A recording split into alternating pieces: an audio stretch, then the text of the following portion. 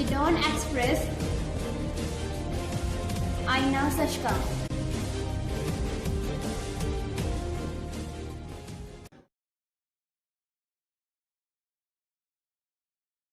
नमस्कार, the Dawn express में आपका स्वागत है। आशा है आप सब सुखी व स्वस्थ होंगे।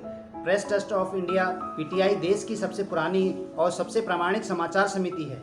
प्रसार भारती ने लिखकर पीटीआई को धमकाया है कि उसे सरकार जो 9.15 करोड़ रुपए की वार्षिक फीस देती है उसे वह बंद कर सकती है। यह राशि पीटीआई को विभिन्न सरकारी संस्थान जैसे आकाशवाणी, दूरदर्शन, विभिन्न मंत्रालय आदि जो उसकी समाचार सेवाएं लेते हैं वे देते हैं। यह धमकी वैसी ही है जैसी कि आपातकाल के दौरान इंदिरा सरकार ने हिंदी की समाचार समितियों हिंदुस्तान समाचार और समाचार भारती को दी थी। वहीं अगली खबर, भारतीय अखबारों और वेबसाइटों की संस्था इंडियन न्यूज़पेपर सोसाइटी (INS) ने चीन में भारतीय अखबारों और वेबसाइट को ब्लॉक किए जाने को अनुचित बताते हुए सरकार से अपने यहाँ चीनी अखबारों और वेबसाइटों पर पाबंदी लगाने का अनुरोध किया है। INS के अध्यक्ष शैलेश गुप्ता ने कहा कि चीन के अत्याधुनिक तकनीक के सहारे भारतीय अखबारों और वेबसाइटों को वर्चुअल प्राइवेट नेटवर्क सर्वर पर भी ब्लॉक कर दिया है। इसके चलते चीन में रहने वाले लोग भारतीय अखबार और वेबसाइटों को नहीं पढ़ पा रहे। संस्था ने चीनी वेबसाइटों को ब्लॉक करने और भारतीय मीडिया में चीन के निवेश को खत्म करने की भी मांग की। उन्होंने भारत सरकार से भी देश में सभी तरह की चीनी मीडिया पर तत्काल रोक लगाने का अनुरोध किया है। चीन की कम्युनिस्ट पार्टी की सरकार ने अपने नागरिकों को देश और दुनिया की खबरों से अनजान रखने के लिए 10,000 से ज़्यादा अखबारों और वेबसाइटों को ब्लॉक कर रखा है। भारतीय समाचार पत्रों और वेबसाइटों पर प्रतिबंध के अलावा चीन में केवल नेटवर्क और DTH से भारतीय टीवी चैनलों को भी गायब हो गए हैं। भारतीय टीवी चैनलों को केवल इंटरनेट प्रोटोकॉल टीवी यानी इंटरनेट के जरिए ही देखा जा सकता है। इसके अलावा चीन में पिछले कुछ दिनों में आईफोन और डेस्कटॉप पर एक्सप्रेस VPN भी काम करना बंद कर दिया है। वहीं अगली खबर, शी जिनपिंग अभी ऐप्स पर बैन के दर्द से करा ही रहे थे कि प्रधानमंत्री नरेंद्र मोदी ने Chinese social media platform Weibo को बाय बाय बोलकर एक और बम बीजिंग की ओर दाग दिया है। PM मोदी ने साल 2015 में वीबो पर अपना अकाउंट बनाया था।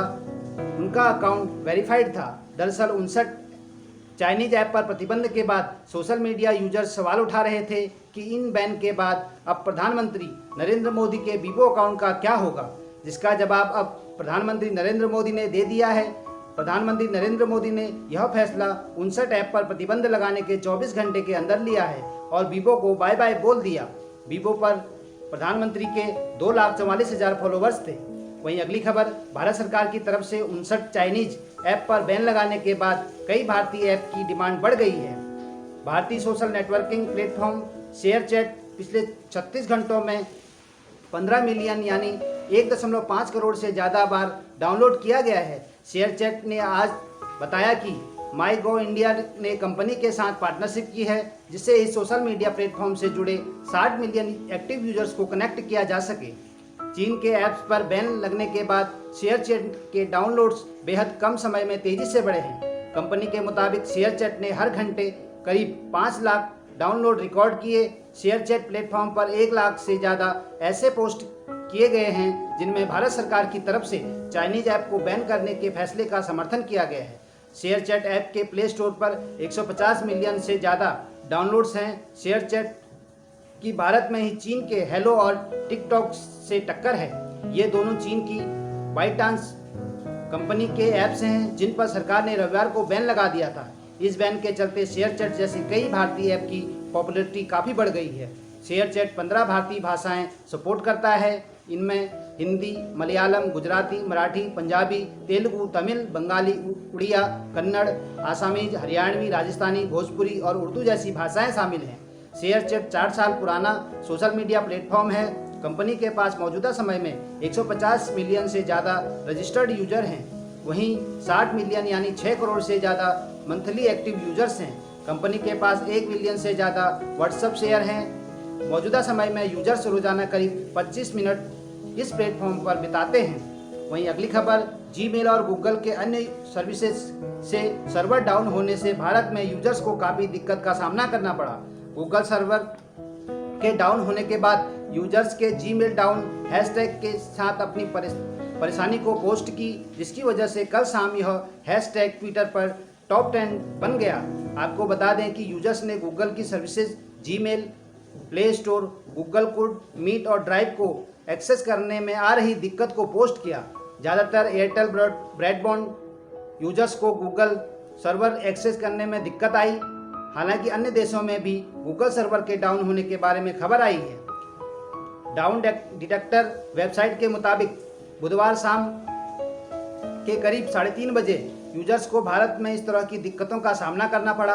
हालांकि गूगल की तरफ से अभी तक सर्वर डाउन होने की वजह को लेकर कोई खुलासा नहीं किया गया है। ऐसा पहली बार नहीं हुआ है कि जीमेल के सर्वर में इस तरह की दिक्कत आई हो। वहीं अगली खबर, देश की साइबर सुरक्षा एजेंसी ने इंटरनेट उपयोगकर्ताओं को गूगल क्रोम एक्सटेंशन इंस्टॉल करते समय सावधानी बरतने को कहा है, क्योंकि कंपनी ने हाल ही में 100 से ज़्यादा संदिग्ध लिंक को हटाया है।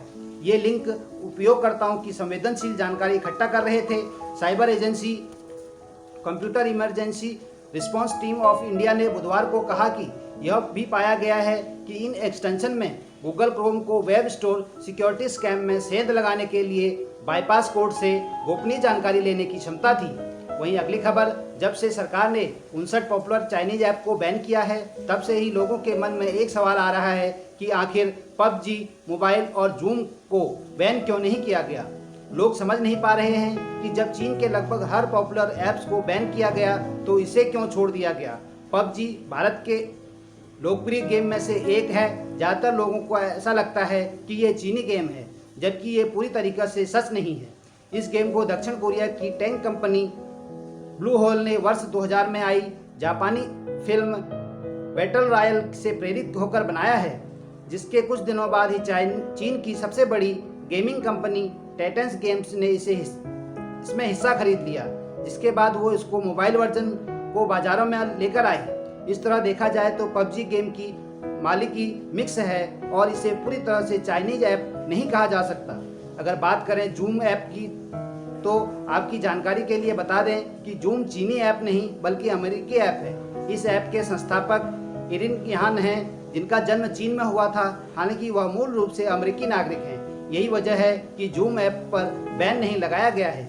वहीं अगली खबर, भारत द्वारा चीन के अहंकार को तोड़ने के लिए 59 चीनी मोबाइल ऐप पर प्रतिबंध लगाने के बाद दुनिया के 27 देशों ने उसके खिलाफ मोर्चा खोल दिया है। इन 27 देशों में UNHRC में चीन के खिलाफ शिकायत याचिका पेश की है। याचिका में मनमाने ढंग से नज़रबंदी, व्यापक निगरानी, प्रतिबंध, उइगुरों पर अत्याचार और चीन में अल्पसंख्यकों पर चिंता व्यक्त की गई है। इस याचिका में मानवाधिकारों के उल्लंघन का हवाला देते हुए हाल ही में प्रेरित हांगकांग सुरक्षा कानून को उठाया है। इसे चीन और हांगकांग के बीच एक देश दो प्रणाली के खिलाफ बताया गया है। इन देशों में Australia, Austria, Belgium, Belize, Canada, Denmark, Estonia, Finland, France, Iceland, Germany, Japan, Latvia, Liechtenstein, Lithuania, Luxembourg, Marshall islands, Netherland, New Zealand, Norway, Palau, स्कोपिया, स्लोवेनिया, स्विट्जरलैंड, यूनाइटेड किंगडम शामिल हैं। यह फैसला चीन पर भारत के बड़े कूटनीतिक और व्यापार रोक के बाद लिया गया है। इसके अलावा डोनाल्ड ट्रंप प्रशासन ने एक कानून पारित किया है जो कि चीन जातीय अल्पसंख्यकों पर अपनी कार्रवाई के लिए दंडित करेगा। जारी किए गए एक बयान में व्हाइट हाउस ने कहा कि ट्रंप ने 2020 के उइगर मानवाधिकार नीति अधिनियम पर हस्ताक्षर किए हैं। यह चीन के उइगर और अन्य अल्पसंख्यकों के जातीय पहचान और धार्मिक मान्यताओं को मिटाने के लिए शिविरों में जबरदस्ती बनाने और दुर्व्यवहार के लिए जवाबदेह में है।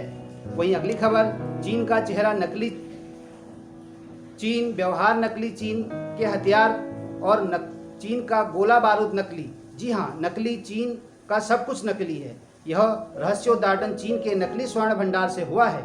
यह नकली सोना घोटाला भी चीन के उसी शहर से जुड़ा है जिससे कोरोना वायरस का संबंध है। यह शहर कोई और नहीं बल्कि वुहान ही है। चीन से जुड़ी खबरों सामने आने का सिलसिला थम नहीं रहा है। अब इस पर गोल्ड रिजर्व में घोटाला करने के आरोप लग रहे हैं। माना जा रहा है कि यह हाल के वर्षों में सोने का सबसे बड़ा घोटाला हो सकता है।